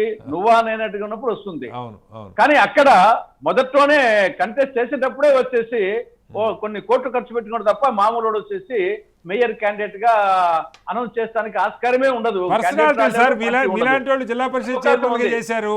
అదే చెప్తాను. నేను వచ్చినప్పుడు వచ్చేసి మీ విషయం deputy చర్చకొద్దాం. speaker- తులసిరెడ్డి గారు మీలాంటి వాళ్ళు ఒక కడప లాంటి జిల్లాకి జిల్లా పరిషత్ చైర్మన్ కాగలిగినప్పుడు పరిస్థితి ఎలా ఉందో ఒకసారి మాట్లాడదాం. చర్చలో ఓ చిన్న విరామం. నేను ఒక్క second. డైరెక్ట్ ఎలక్షన్ అయితే నేను వచ్చిండేవారు కాదు. మళ్ళీ వస్తాను. నేను డైరెక్ట్ ఎలక్షన్ అయితే వచ్చిండేవారు కాదు. ఎందుకంటే నేను జెడ్పీటీసీగా గెలిచాను కాబట్టి సరిపోయింది. yes, తులసిరెడ్డి నేను గారు. జిల్లా పరిషత్ చైర్మన్ కంటే నేను కోట్లు ఖర్చు పెట్టలే కాబట్టి నేను నిలబడేవానే కాదు. ఓకే, ఒక్కసారి చర్చ కంటిన్యూ చేద్దాం. తులసిరెడ్డి గారు మీ దగ్గరికి వస్తాను. చర్చలో ఓ చిన్న విరామం. తులసిరెడ్డి గారు చెప్పండి. మీ అనుభవాలు చెప్పండి. ఇప్పుడు ప్రత్యక్ష ఎలక్షన్లకు నా అనుభవం ఏమంటే, ఇప్పుడు నేనే ఉన్నాను. అవును నేను వచ్చేసి జెడ్పీటీసీగా గెలిచి జెప్పించాను. అవును నేను డైరెక్ట్ గా జెప్పించిన ఎన్నికలంటే నేను కోట్లు ఖర్చు పెట్టాలి, పెట్టలేను. జెడ్పీటీసీగా కాబట్టి ఒక చిన్న పరిధి కాబట్టి అఫ్ కోర్స్ నేను ఏకగ్రీవంగా ఎన్నికైనా కాబట్టి తర్వాత అయ్యాను. కాబట్టి ఈ అవకాశం వచ్చేసి ఒక సామాన్యుడు కూడా మేయర్ అవకాశము, మున్సిపల్ చైర్మన్ అవకాశము, జెడ్పీ అవకాశము ఇండైరెక్ట్ సిస్టమ్ లో ఉంటుంది. డైరెక్ట్ సిస్టమ్ లో డెఫినెట్ గా వచ్చేసి పార్టీ వే ఉన్నప్పుడు ఎవరైనా అవుతారు. మామూలు పరిస్థితిలో కోటీశ్వరుడు తప్ప మిగతా వాళ్ళ అంటే అట్లా కూడా కాదు సార్. అంటే మీరు ఎన్టీఆర్ గారి హయాంలో మీకు గుర్తుండి ఉంటుంది, చాలా మంది పెద్ద డబ్బు ప్రభావం కంటే కూడా పార్టీ వేవ్ కావచ్చు ఏదైనా కావచ్చు, కానీ కొంతమంది పర్సనాలిటీస్ వచ్చారు, ఎలివేట్ అయ్యారు. లీడర్షిప్ ఎలివేషన్కి నేను చెప్పేది. అలాగే ప్రజలకు కూడా జిల్లాకి లేదు ఒక నగరానికి, విజయవాడ వైజాగ్ నగరానికి ఇప్పుడు ముక్కుమంది లేని వాళ్ళు నిజాయితీ పరులు కావచ్చు, నేను కాదంట్లా, కానీ ఎవరిని చూసి ఓటేయాలి? జగన్మోహన్ రెడ్డి గారిని చూసేయాలా, చంద్రబాబు గారిని చూసేయాలా? మా నగరానికి ఎవరు మేయర్ అంటే ఫేస్ కనపడదు కదా తులసిరెడ్డి గారు. అంటే అదే ఒక మెరిట్స్ ఉన్నాయి, డిమెరిట్స్ ఉన్నాయి. అవును. రెండవది వచ్చేసి ఇంకోటి ఏముందంటే, గతంలో కడపకి ఏం జరిగిందంటే మున్సిపాలిటీకి టీడీపీ, కాంగ్రెస్, ఇండిపెండెంట్ పోటీ చేశారు డైరెక్ట్ ఎలక్షన్లకు. ఇండిపెండెంట్ గెలిచాడు. ఓకే, కానీ అతని తరఫున పెట్టిన వాళ్ళకి ఒక్కరికి కార్పొరేటర్ ఇది వార్డు మెంబర్ గా కౌన్సిలర్ గా ఎన్నిక కాలేదు. ఓకే. తర్వాత వచ్చేసి ప్రతి రెజల్యూషన్ ఫెయిల్ అన్నమాట. రెజల్యూషన్స్ పాస్ అయితే కాదు. కడప మున్సిపాలిటీ వచ్చేసి చాలా ఇబ్బంది పడినది. వచ్చేసి చైర్మన్ ఏమో ఇండిపెండెంట్ గెలిచాడు ఒక్కడే, ఆయనకు వచ్చేసి ఒక కౌన్సిలర్ లేడు. గెలిచినంత టీడీపీ వాళ్ళు, కాంగ్రెస్ వాళ్ళు, వీళ్ళు సహకరించరు. ఆయన రెజల్యూషన్ పెడతాడు, ఏది కాదు వచ్చేసి. కాబట్టి ఈ ప్రకారంగా మేయర్ ఒక పార్టీ వాడు గెలిచి, కౌన్సిలర్ ఇంకో పార్టీ వాడు గెలిచి, ఆ విధంగా వచ్చేసి కార్పొరేటర్స్ గెలిచి ఆ విధంగా పరిపాలన దెబ్బతినే అవకాశం కూడా ఉంది. ఒక్క మాట ఒక్క సెకండ్ విక్రమ్ గారు ఏదో యాడ్ చేయబోతున్నారు, మళ్ళీ వస్తారు మీ దగ్గరికి. అంటే తులసిరెడ్డి గారు చెప్పిన ఇది అంటే ఆయన నేను అనుకోవటం ఇందులో ఈ వ్యవస్థలో లోపాల గురించి చెప్తారేమనుకున్నాను తప్ప ఇది డబ్బులు పెట్టాలి అది అట్లా చెప్తున్నారు. అది అంటే అసలు యాక్చువల్లీ డైరెక్ట్ ఎలక్షన్ అయితే ఏంటి ఇబ్బంది, లేకపోతే మనకి నేను అనుకోవటం ఏంటంటే మనది ప్రాతినిధ్య ప్రజాస్వామ్యం. ప్రాతినిధ్య ప్రజాస్వామ్యంలో మనం పై స్థాయి నుంచి కింద స్థాయి వరకు అదే రెప్లికేట్ అవ్వాలి. కాబట్టి ఆ ప్రాతినిధ్య ప్రజాస్వామ్యం నుంచే ఇక్కడ వీళ్ళు చేసుకుంటే రేపొద్దున ఒక బడ్జెట్ ఉంటుంది. ఆ బడ్జెట్ తయారీలో అందరి యొక్క ప్రమేయం ఉండాలి. ఇప్పుడు డైరెక్ట్ ఎలక్షన్స్ అయితే మేయర్ ఏం చేస్తాడు, వాళ్ళతో సంబంధం లేదు, కార్పొరేటర్లతో సంబంధం లేదు, కౌన్సిలర్తో సంబంధం లేకుండా వాళ్ళంతా వాళ్ళే బడ్జెట్ ప్రిపేర్ చేసుకోవడం ఇవన్నీ ఉంటాయి. సో ఇటువంటి ఇబ్బందులు ఉంటాయి అని చెప్పేసి తిరిగి మళ్ళీ వెనక్కి వెళ్ళినటువంటి పరిస్థితి. ప్రాతినిధ్య ప్రజాస్వామ్యం మనకు మెయిన్ ప్రధానంగా అసలు ఇవన్నీ కాదు సార్. ఈ కొనుక్కు హార్స్ ట్రేడింగ్ కోసం మొదలుపెట్టిన పద్ధతి అది మనందరికీ తెలుసు. ఒక లీడరు ఎలివేట్ అయితే పార్టీలు కూడా ఇప్పుడు వ్యక్తుల ఆధారంగా నడుస్తున్న పార్టీలు కదా మనకు తెలుసు కదా. తర్వాత వచ్చినటువంటి జాడ్యాలు అంటే ముందు అటువంటి కాదు కదా. ముందు ఏంటంటే ఒక హోలిస్టిక్ అప్రోచ్ లో వెళ్ళారు, అది ఒక మంచి జరగాలి అనేటువంటిది. తర్వాత రకరకాలుగా హార్స్ ట్రేడింగ్ అట్లా ఇది చాలా కన్వీనియంట్ గా ఉంది. అధికారంలో ఉన్న వాళ్ళకైతే చాలా కన్వీనియంట్ గా ఉంది. పవర్ రాకపోయినా ఉదాహరణ మనం తెలంగాణలో చూసాం, మేయర్ ఎక్స్ అఫీషియల్ తో హైదరాబాద్ నగరాన్ని చేజించుకోగలుగుతా ఉన్నారు. ఇది పరిస్థితి. ఒకసారి తులసిరెడ్డి గారు, సరే ఇదంతా ఓకే, రేపు ఎట్లా అధికార పక్షాన్ని నిలువరించడం కానీ ఎంతో కొంత జవాబుదారీతనంగా చేయడానికి మార్గాలు ఏంటిగా? ఇష్యూస్ అన్ని కార్డ్స్ అన్ని అయిపోయినాయి, ఏం చేయాలి? ఇప్పుడు ఎప్పుడు నిరంతరం ఒక డైనమిక్ సొసైటీ డైనమిక్. నేను ముందే చెప్పాను, ఇదే ఎన్నికలు వచ్చేసి 2003లో పెట్టే మళ్ళా రిజల్ట్ వేరుగా ఉంటది. ఇంకా 3 సంవత్సరాల 2 నెలలు అధికారంలో ఉంది కాబట్టి డెఫినెట్ గా వాళ్ళ బెదిరింపులకు, వాళ్ళ దౌర్జన్యానికి, అధికారునికి ఆస్కారం ఎక్కువ ఉంటుంది. Okay. అప్పుడు ఆస్కారం తక్కువ ఉంటుంది. కాబట్టి ఇది ఒక నిరంతర పోరాటము, గెలుపు ఓటములు, ఇది ఒక ఉత్తాన పతనం జరుగుతూనే ఉంటాయి. ఓకే. కాబట్టి 2014లో చంద్రబాబు గెలిచాడు, 2019లో జగన్మోహన్ రెడ్డి గెలిచాడు. అంతకుముందు 10 ఏళ్ళు మేము ఉన్నాము. అవును. అంతకుముందు తెలుగుదేశం ఉంది. ఎన్టీ రామారావు లాంటి చారిస్మాటిక్ లీడరే చిత్తరంజన్ దాస్తో ఓడిపోయినాడు. మన జగన్మోహన్ రెడ్డి గారి తల్లి విశాఖపట్నంలో హరిబాబు చేతిలో ఓడిపోయా. చంద్రబాబు ఓడిపోయినాడే, కేసీఆర్ ఓడిపోయినాడే. కాబట్టి ఢిల్లీలో వచ్చేసి ఆమ్ ఆద్మీ పార్టీ అసెంబ్లీ గెలుస్తుంది, పార్లమెంట్ కు పోతుంది. ఓకే. కాబట్టి ఇప్పుడు పంజాబ్ లో వచ్చేసి కాంగ్రెస్ స్వీప్ చేస్తుంది, గుజరాత్ లో వాళ్ళు స్వీప్ చేశారు, ఈ స్వీప్ చేశారు, మళ్ళీ రివర్స్ అయితే అంటాయి. కాబట్టి మొత్తంగా నిరంతర పోరాటం, నిరంతర పోరాటం, ఆత్మవిశ్వాసంతో పొందాల్సిందే. భయపడాల్సిన అవసరం లేదు, బెదరాల్సిన అవసరం లేదు. ఇది ఒక నిరంతర పోరాటం. కాంగ్రెస్ పార్టీ ఏంటి తన ఉనికి చాటుకునే ప్రయత్నం కూడా చేస్తున్నట్టు కనపట్లేదు. ఎక్కడ గట్టిగా ఒక 4-5 చోట్ల పోటీ పెట్టిన పరిస్థితి. ఈ ఎన్నికలకు సంబంధించి మీరు చెప్పినట్లు నామినేషన్స్ అప్పుడు, ఎందుకంటే ఇది గత 2020 మార్చిలో జరిగిన సంవత్సరం కిందట పరిణామం కాబట్టి అప్పుడు నామినేషన్లే మేము చాలా చోట్ల మిగతా వేయలేదు, మేము కూడా పెద్ద వేయలేదు. దాని తర్వాత కొంత నామినేషన్ వేసిన స్క్రూటినీ కాడ చాలా మంది బలవంతంగానో ఇంకో విధంగా రిజెక్ట్ అయిపోయారు. కాబట్టి మేము పోటీ చేసిందే తక్కువ. ఆ పోటీలో నేను ఓపెన్ గా ఒప్పుకుంటున్నాం కదా. వచ్చేసేసి మేము వచ్చేసి మా క్యాండిడేట్స్ డబ్బులు పెట్టే పరిస్థితి లేదు, మా పార్టీ ఇచ్చే పరిస్థితి లేదు. కాబట్టి డెఫినెట్ గా వచ్చేసి ఎవరు ఏం కాదన్నా సరే డబ్బు ప్రభావం అనేది ఇప్పుడు 1000 ఇస్తే 11 ఇచ్చే 2000 ఇచ్చే పరిస్థితి ఇప్పుడు నేను ఎక్కడో కాదు, ఎక్కడైనా సరే ఇప్పుడు గెలిచిన ఎవరైనా సరే మైదుకూరులో సుధాకర్ యాదవ్ ఖర్చు పెడతారు కాబట్టి పోటీ ఇచ్చాడు. తాడిపత్రిలో వచ్చేసి వాళ్ళు డబ్బు ఖర్చు పెడతారు, దర్జన ఎదుర్కొంటారు కాబట్టి ఎదుర్కొనేది మాకు కూడా ఉంది, కానీ డబ్బు లేదు. సుధాకర్ రెడ్డికి మాకు తేడా అంటే ఆయనకు డబ్బు ఉంది, ఎదుర్కొంటాడు. మాకు డబ్బు లేదు, ఎదుర్కొంటాం. మాకు అది ఉంటే ఈయన కూడా ఎదుర్కొంటాం. పులిందలో పోటీ పెట్టిన వాళ్ళు దాంట్లో ఓపెన్ దానికేమి ఆమోదపడాల్సిన అవసరం లేదు. తులసిరెడ్డి గారు మళ్ళీ వస్తారు, చెప్పండి. అంటే పూర్తిగా డబ్బు అంటే ఇప్పుడు తులసిరెడ్డి గారు చెప్పేదాని ప్రకారం with due respects to him ఇప్పుడు ఇంకా 3 సంవత్సరాలు ఉందంటున్నారు. అంటే ఆ లోపు డబ్బంతా సమకూర్చుకుంటారా పార్టీలు? అంటే ఇప్పుడు వారు చెప్పింది పూర్తిగా డబ్బు కొంత ట్రెండ్ అంటే ఇప్పుడు మమతా బెనర్జీ కూడా లోకల్ బాడీ ఎలక్షన్స్ లో తృణమూల్ కాంగ్రెస్ కి బంపర్ మెజారిటీ వచ్చింది.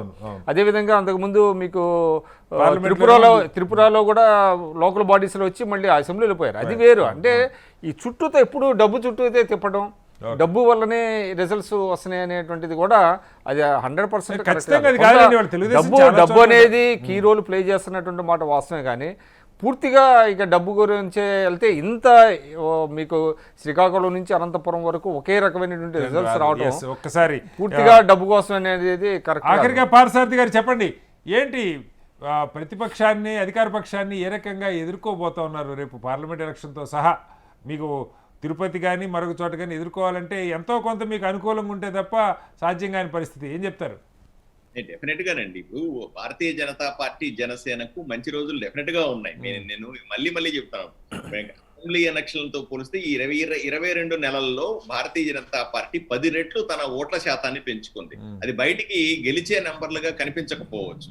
రెండో విషయం అన్నట్టు ఓటు శాతం 10 రెట్లు పెరిగితే అద్భుతం. రేపు వస్తుంది పేపర్లో, మీరు చెప్పేస్తున్నారు 10 రెట్లు పెరిగామని చూడాలి. డెఫినెట్ గా మీరు చూడండి, పార్టీ తరఫు నుంచి కూడా రేపు మేము రిలీజ్ చేయబోతా ఉన్నాం. స్పష్టంగా ఇది అంకెల్లో కనపడుతుంది. రెండవది, తిరుపతి ఎలక్షన్లు భారతీయ జనతా పార్టీ చాలా సీరియస్ గా తీసుకుంది.